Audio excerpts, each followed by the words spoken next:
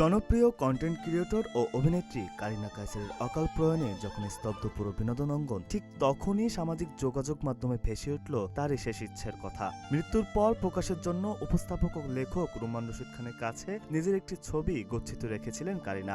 আজ সেই ছবি যেন হয়ে উঠেছে এক জীবন্ত উপাখ্যান, যেখানে বিষাদের নীল মেঘ ছাপিয়ে এক চিলতে হাসিতে কারিনা নিজেই যেন বলে যাচ্ছেন, ভালো থেকো পৃথিবী। ওপারে পাড়ি জমানো অভিনেত্রীর আকস্মিক এই বিদায়ে এখন অশ্রুসিক্ত সামাজিক যোগাযোগ মাধ্যম।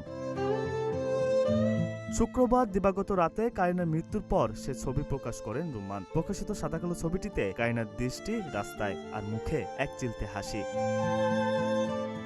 ছবিটি প্রকাশ করে ক্যাপশনে রুমান লেখেন, কারিনার এই ছবিটি তুলে যখন সাদাকালো এফেক্ট দিয়ে হোয়াটসঅ্যাপ করেছিলাম, কারিনা বলেছিলেন, ওয়াও কি জোস, আমাকে তো নায়িকা নায়িকা লাগছে, আমি মারা যাবার পর এই ছবিটা দিয়েন। কি করো, মানে ডেট নাইটসে গেলে কি? লিভার সংক্রান্ত জটিলতার মৃত্যু হয়েছে কারিনার। গতকাল শুক্রবার ভারতের চেন্নাইয়ে ভেলোরে অবস্থিত খ্রিস্টান মেডিকেল কলেজ হাসপাতালে চিকিৎসাধীন অবস্থায় শেষ নিঃশ্বাস ত্যাগ করেন তিনি।